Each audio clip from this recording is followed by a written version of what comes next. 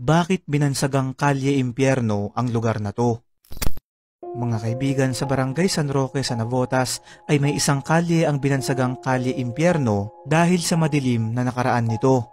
Sa mapa, ang nakalagay dito ay Everlasting Street at sa bawat eskinita ng kalye na yon ay binigyan nila ito ng pangalan ng mga bulaklak, maliban na lang sa isang eskinita na binansagan nilang Kalye Impyerno. Ayon sa mga lokal doon, nagsimula raw ito noong dekada 80 kung saan may isang grupo ng mga kalalakihan mula sa probinsya ang nanirahan dun sa lugar at nagsimulang gumawa ng mga karumal-dumal na krimen.